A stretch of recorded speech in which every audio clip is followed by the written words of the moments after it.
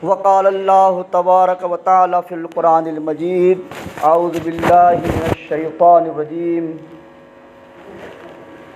वज़क्किर फ़इन्नज़ ज़िक्रा तनफ़उल मुमिनीन।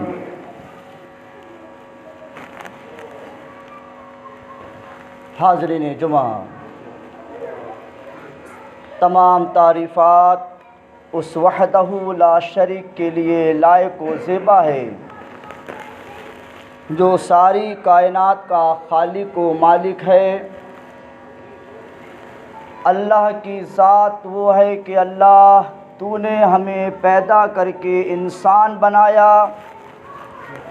और इंसान बनाने के साथ साथ मुसलमान बनाया और मुसलमान बनाने के बाद उम्मत मुहम्मदिया सल्लल्लाहु अलैहि वसल्लम में पैदा किया।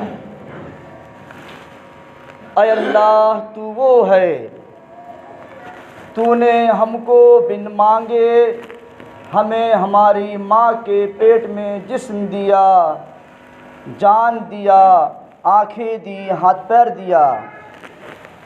ऐ अल्लाह, तू वो है कि जब हमारे दांत ना थे तूने ऐसी ग़िज़ा बख्शी जो चबाई ना जाए। इधर दांत दिया, इधर ग़िज़ा बदल दिया। ऐ अल्लाह, अब भी हम तेरे दर के भिखारी हैं, तुझसे मांग रहे हैं, तू हमें खिला पिला उड़ा सेहत दे, तंदुरुस्ती दे, गिना दे, इज़्ज़त दे, मालदारी दे। आमीन। दरूद व सलाम उस हस्ती पाक जनाब सरकार दो आलम सल्लल्लाहु अलैहि वसल्लम पर जिनके ज़रिए हम तक ये कुरान मुक़द्दस पहुँचा। उसी कुरान करीम से एक आयत आपके सामने पढ़ी है।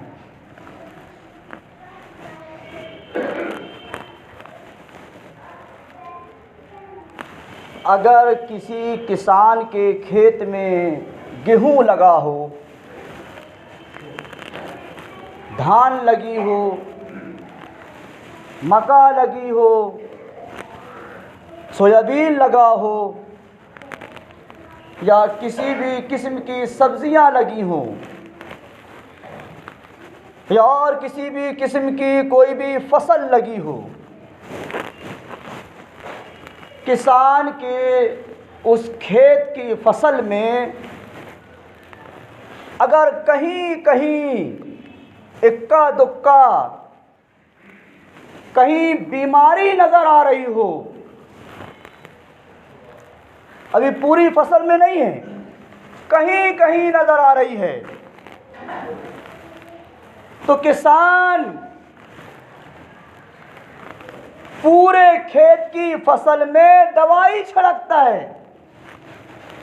फुहारे मारता है, दवाई डालता है।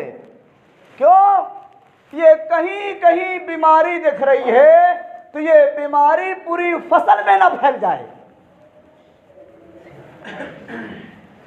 कहीं कहीं बीमारी नजर आ रही है, कहीं कहीं दिख रही है, तो किसान अपने खेत की पूरी फसल में फुहारे मारता है, दवाई डालता है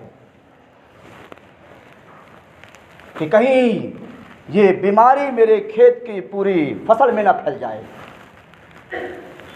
बिल्कुल ठीक हूबहू इसी तरह जिस गांव में, जिस बस्ती में, जिस समाज माशरे माहौल में, गांव बस्ती और इलाके में आवाम के अंदर अगर किसी किस्म की कोई बुराई फैलती है, कोई बुराई जन्म लेती है, कोई गलतियां फैलने का इम्कान होता है, तो जो वक्त का खतीब होता है, जो वक्त का इमाम होता है, जो वक्त का पेशमाम होता है ना, तो उस समाज में फैलने वाली बुराई के बारे में खुतबा देता है, वादो नसीहत करता है ताकि ये फैलने वाली बुराई पूरी जमात में ना फैल जाए। बड़ी पॉइंट की बात बोल रहा हूं, इसको जिंदगी भर याद रखिएगा। जिस तरह किसान अभी पूरे फसल में बीमारी नहीं लगी है, कहीं कहीं बीमारी दिख रही है, कहीं कहीं नजर आ रही है, लेकिन अपनी पूरी फसल को बचाने के लिए जो सही फसल भी है उसमें भी दवाई छिड़कता है। बिल्कुल ठीक हूबहू जो वक्त का खतीब होता है, जो इमाम होता है, पेशमाम होता है, वक्त के उलमाए कराम होते हैं, ये समाज में, माशरे में, जमात में, गांव बस्ती में, कस्बे में, इलाके में अगर कोई बुराई फैलती है आवाम के अंदर, उसके सद्देबाब के लिए, उसको रोकने के लिए खुतबा दिया जाता है। अगर वक्त का इमाम, वक्त का खतीब, वक्त के उलमाए कराम इन फैलने वाली बुराइयों पर रोशनी ना डालें तो क़यामत के दिन की पकड़ होगी, अल्लाह पकड़ेगा इनको। इसीलिए हर मस्जिद का पेश इमाम, हर मस्जिद का खतीब, हर मस्जिद का इमाम समाज और माशरे में, जमात और बस्ती में, इलाके में फैलने वाली अगर कोई बीमारी जन्म लेती है तो उसके रोग के लिए खुतबा दिया जाता है। इसमें अवाम को बुरा नहीं लगना चाहिए, अपनी इस्लाह करनी चाहिए, अपने सुधार की कोशिश करनी चाहिए।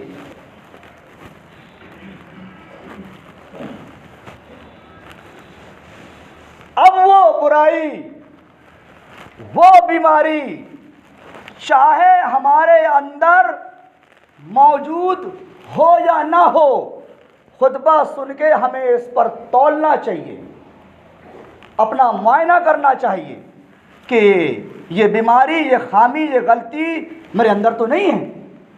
अगर है तो अपना सुधार करना चाहिए।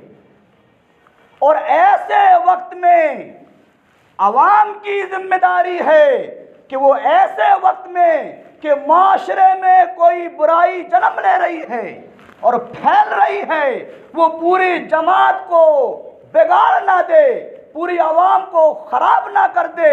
अगर उलमाए किराम इस पर कदम उठा रहे हैं तो आवाम को इस पर मदद करना चाहिए, इख्तिलाफ नहीं करनी चाहिए।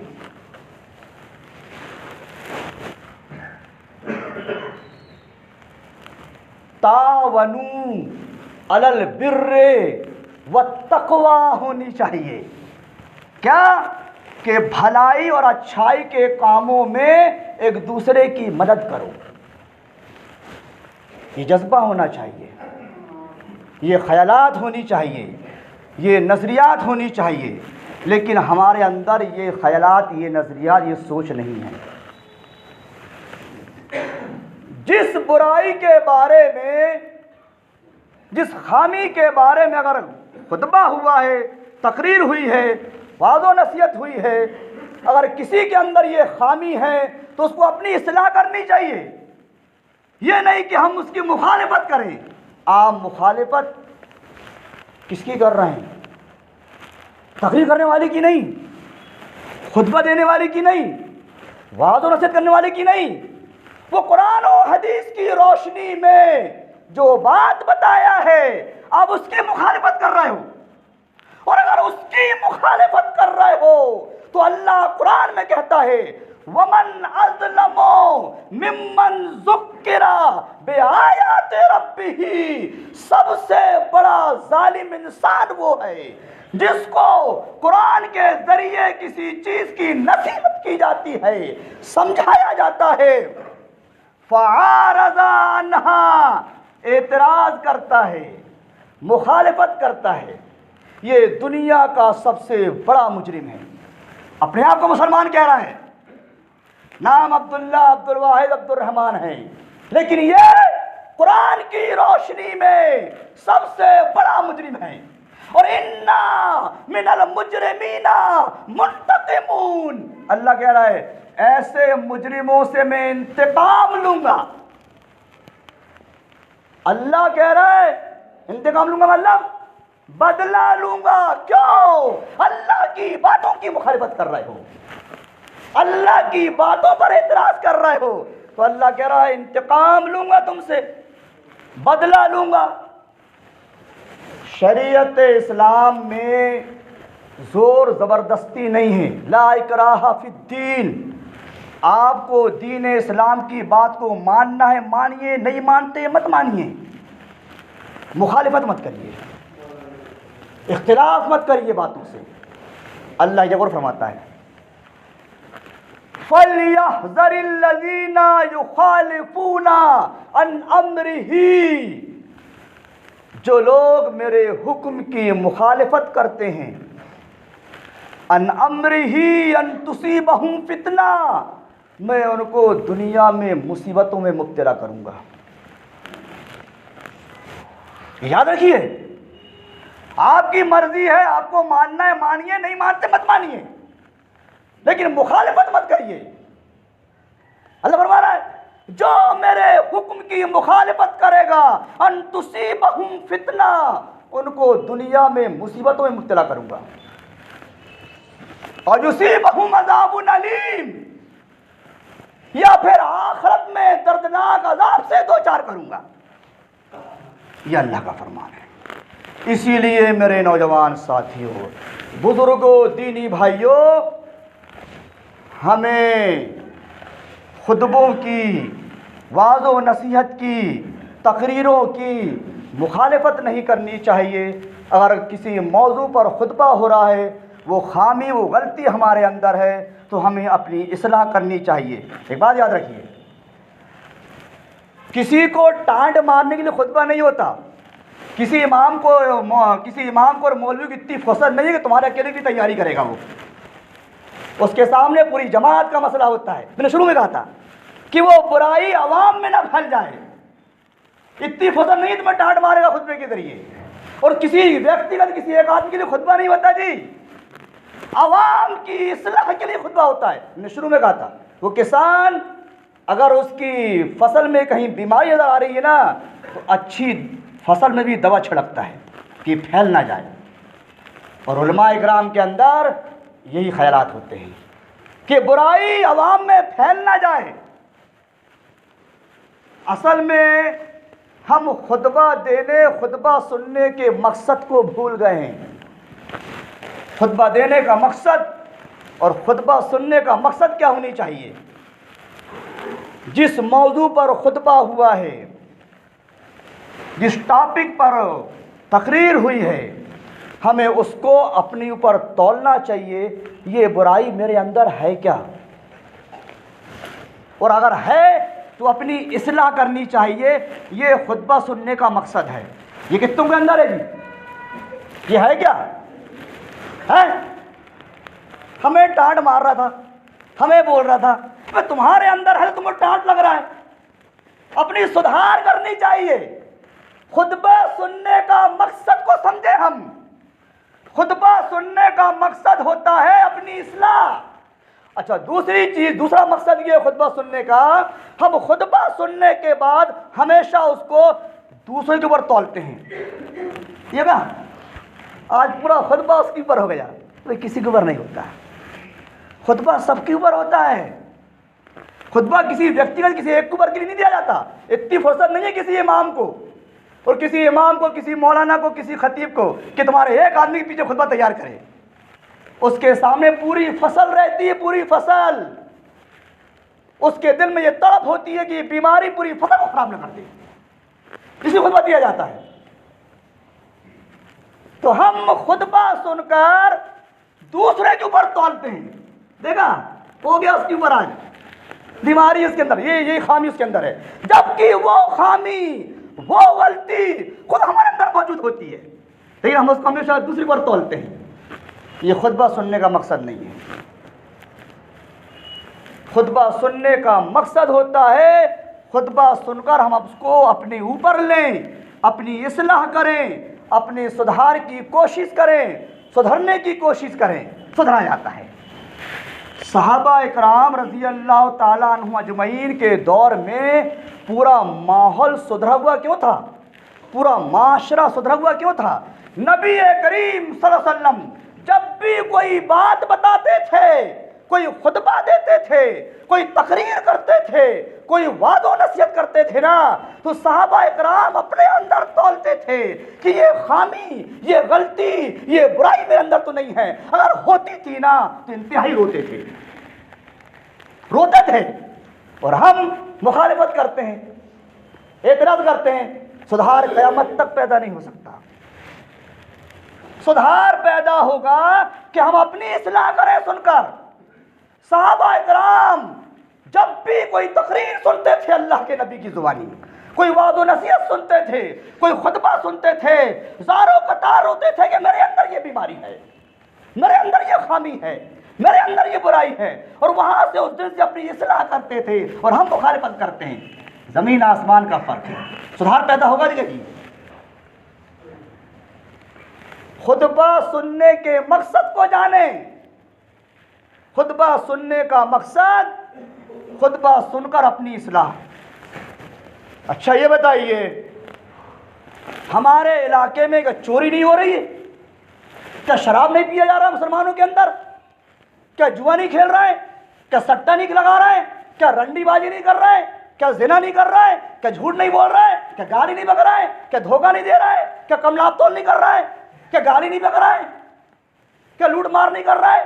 क्या हमारे घरों की शादी ब्याह कुरान के खिलाफ हो रही है? क्या हमारी मौत मुझे शादी कुरान हदीस के मुताबिक हो रही है? इन सारी गलतियों पर, बुराइयों पर अगर खुतबा दिया जाए, अवाम कहती है हमको बोल रहा है। अब तो काय के बारे में खुतबा दिया जाए बताइए आप? काय के बारे में खुतबा दिए जी? हैं? अवाम को चाहिए कि हम खुतबा सुनकर अपनी इस्लाह करें। खुतबा किसी व्यक्तिगत, किसी एक इंसान के लिए नहीं होता, किसी को टांड मारने के लिए नहीं होता, अवाम की इस्लाह के लिए होता है। हम खुतबा सुनने के मकसद को नहीं जानते। असल में खुतबा सुनने के मकसद को पहचाने, अपनी इस्लाह करें। तो मेरे नौजवान साथियों, बुजुर्गों, दीनी भाइयों, जो वक्त का इमाम होता है, वक्त का खतीब होता है, वक्त का पेशमाम होता है, वक्त के उलमा इकराम होते हैं ना, वो तैयारी इसीलिए करते हैं, उनके सामने कुरान करीम की आयत होती है, वज़क्किर फ़इन्न ज़िक्रा तनफ़उल मोमिनीन। नसीहत करो कि मोमिनों को नसीहत फ़ायदा पहुंचाती है। हमें तो उल्टा नुकसान कर रही है, हम मुखालिफत कर रहे हैं। इसको हम कबूलियत के कानों से सुने, इस्लाह के कानों से सुने, अपनी इस्लाह के गर्ज से सुने। अच्छा, खुतबा सुनने का एक और मकसद होता है अवाम का। कुछ लोगों की आदत होती है, देखते हैं मौलाना आज कौन सी गलती कर रहा है, क्या गलत बात बोल रहा है, कौन सा गलत अल्फाज इस्तेमाल किया है, कौन सी गलत बात बोला है, ये टोहमे रहते हैं। अब आपकी इस्लाह नहीं हो सकती। इस्लाह चाहते हो तो खुतबे को, तकरीर को हम अपने ऊपर तौलें, अपनी खामियां निकालें। अगर एक इंसान की एक जहनीत है, एक ख्यालात, एक सोच है कि अगर किसी से किसी के ताल्लुकात ख़राब हो गए हैं, किसी से ताल्लुकात ख़राब हो गए हैं, अब इन दोनों में से अगर कोई एक कितना ही अच्छी बात बताए, वो अगला ना उसकी गलती निकालेगा उसमें। ये इंसान के ख्यालात हैं, ये सोच है इंसान की।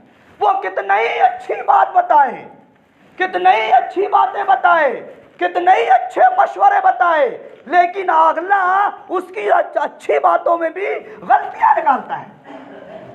ये इंसान के ख्यालात हैं, ये सोच है, और यही चीज नबी करीम सल्लल्लाहु अलैहि वसल्लम से चली आ रही है। हम अपनी सोच को बदलें। अगर कोई अच्छी चीज, अच्छी बात अगर काफिर से भी मालूम हो रही है, उसको लीजिए। अच्छी चीज, अच्छी बात एक शराबी भी बता रहा है तो उसकी अच्छी बात लीजिए। कोई अच्छी बात, अच्छी चीज कोई ज्वारी बता रहा है, सटोरी बता रहा है, काफिर और मुशरिक भी कोई अच्छी बात बता रहा है, हमारी जिम्मेदारी है हम उसकी अच्छी बात को लें। एक बड़ी अच्छी बात, आयतल कुर्सी हर कोई जानता है, हम अपने बच्चों को भी याद कराते हैं आयतल कुर्सी। आयतल कुर्सी की फजीलत, आयतल कुर्सी की अहमियत एक सहाबी रसूल ने शैतान से सीखा है, जो कयामत तक मुसलमानों का सबसे बड़ा दुश्मन है। वो एक लंबा वाकया है, वो उसका एक अलग मौजू है, मैं उसका इशारा करता हूं आपको।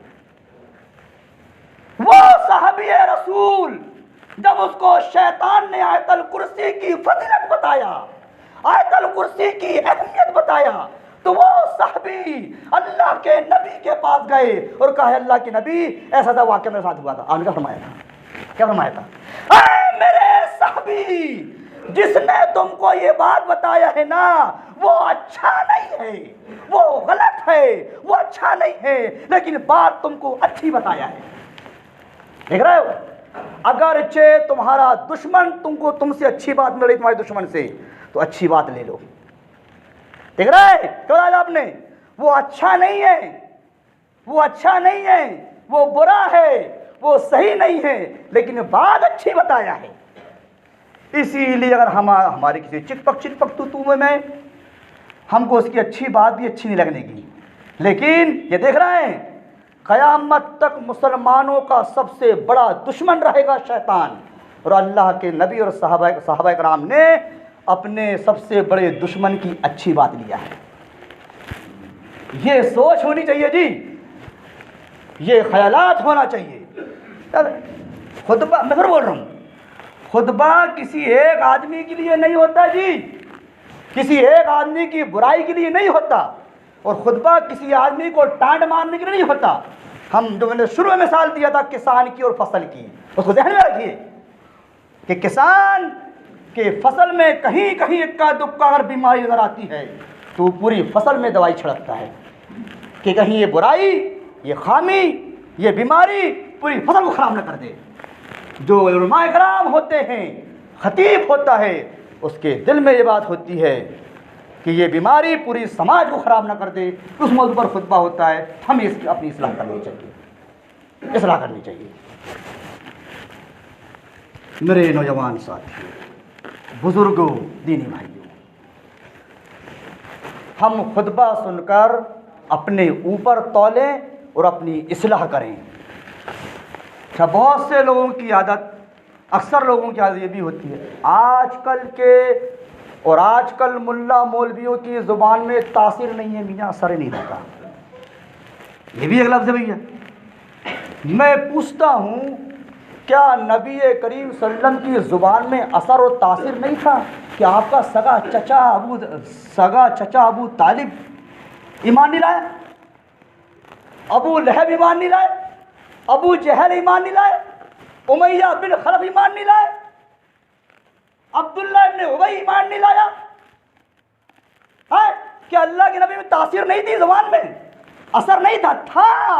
इन लोगों ने हमारी तरह असर कबूल करना ही नहीं चाहा, जैसा हम नहीं चाहते असर कबूल करना। हम तो मुखालिफत करते हैं, तो कहाँ से असर होगा जी? ये देख रहे हैं, इन्होंने तो अल्लाह के नबी की आमने सामने मुखालिफत किया है, कुरान की आमने सामने मुखालिफत किया है, हदीसों की आमने सामने मुखालिफत किया है, नबी सल्लल्लाहु अलैहि वसल्लम की मुखालिफत किया है। तो आजकल के मुल्ला मौलवी मेरे जैसे तालिब इल्म की मुखालिफत तो होगी जी।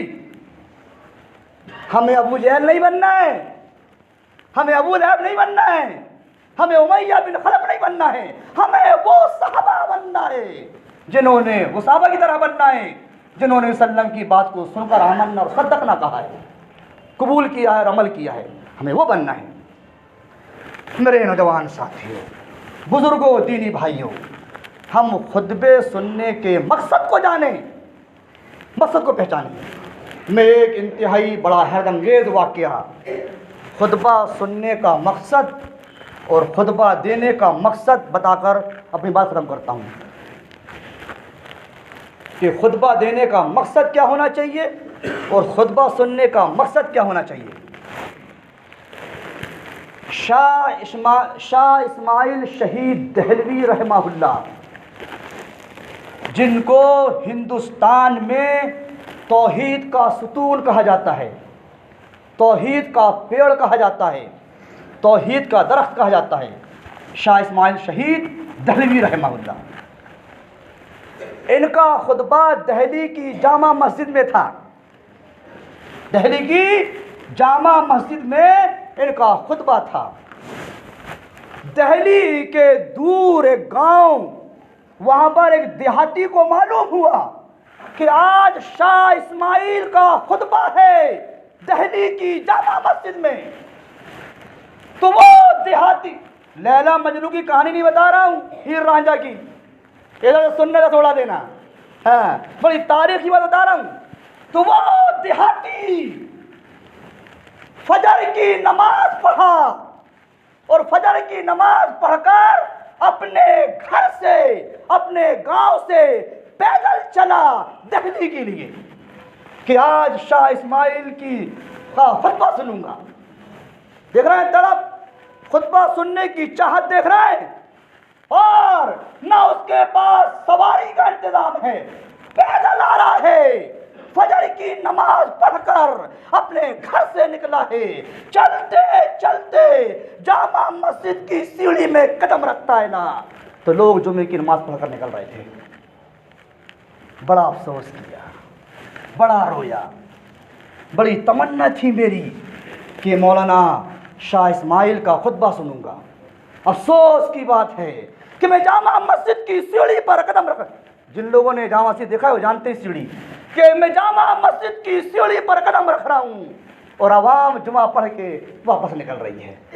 बड़े रोए, बड़ा रोया। किसी से पूछा, भैया मौलाना शाह इस्माइल कौन है? बताया कि वो बैठे हैं कोने में। गया उनके पास, कहा हजारों कतार रो रहा है, कहा मौलाना मेरी बड़ी तमन्ना थी, बड़ी ख्वाहिश थी, बड़ी आरज़ू थी मौलाना कि मैं आपका खुतबा सुनूं।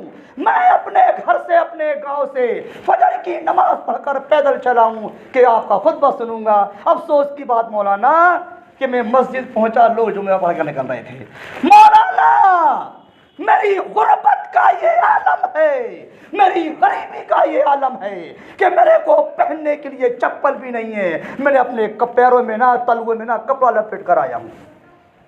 वारी गरीबी और वारे खुतबा सुनने का शौक।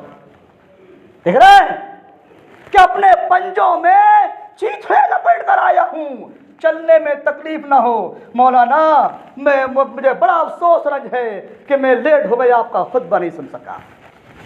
मकसद देख रहा है खुतबा सुनने का। मौलाना शाह इस्माइल शहीद दहलवी रहमहुल्लाह ने उस देहाती का हाथ पकड़ा और ला के मस्जिद के कोने में बैठा रहा, और जो मेंबर रसूल पर आधी घंटा का खुतबा दिया था ना, उस देहाती को हूबहू पूरा वो खुतबा सुनाया अकेले बैठा के। देख रहे हैं खुतबा देने का मकसद और सुनने का मकसद। वो देहाती कहने लगा, मौलाना आप इतने बड़े आलिम, इतना नाम है आपका, और आपने मुझ जैसे नाचीज आदमी को अकेले पूरा खुतबा सुनाया है। क्या जवाब दिया था आपने? क्या जवाब दिया था आपने? कि मेरे भाई, जब मैं मेंबर रसूल पर पूरी आवाम को खुतबा दे रहा था ना, उस वक्त मेरे दिल में अल्लाह की खुशनुदी थी, और तुझे अकेले बैठाकर सुना रहा हूं ना, यहां भी अल्लाह की खुशनुदी है। अल्लाह की रजा चाहे, अल्लाह को खुश करना है, ये मकसद होना चाहिए हमारा खुतबा सुनने का, खुतबा देने का। तो इस्लाह होती है जी। मेरे को यहाँ 10.5 साल हो गए, मेरे से पहले मौलाना सादिक रहमान साहब 25-30 साल खुतबा दिए। क्या उन्होंने और मैंने खुतबा नहीं दिया? नमाज पढ़ो। कितने पढ़ रहे हो? कितने पढ़ रहा है जी? कितनों ने असर कबूल करा है? कुछ सोच रहे हो? 10.5 साल मेरे को हो गए, 25-30 साल उनने खुतबा दिए। क्या उनने कभी नमाज के बारे में खुतबा दिए होंगे? क्या मैंने नहीं दिया कभी? हैं? हमें अबू जहली बने रहोगे, अबू लहब बने रहोगे, उमैया बिन खलफ बने रहोगे, हमें असर कबूल ही नहीं करना है? क्या ये ख्यालात, ये सोच बना लिए हमने? जब तक खुतबा सुनकर, वादो नसीहत सुनकर उसको हम अपने अंदर नहीं तोलेंगे और अपनी खामी सही नहीं करेंगे, क़यामत तक इस्लाह नहीं हो सकती। इस्लाह चाहते हो, अपने अंदर तब्दीली और बदलाव लाना चाहते हो, हम खुतबा सुनकर अपने अंदर तोलें कि इस खुतबे के ताल्लुक से मेरे अंदर क्या खामी है, मेरे अंदर क्या खराबी है।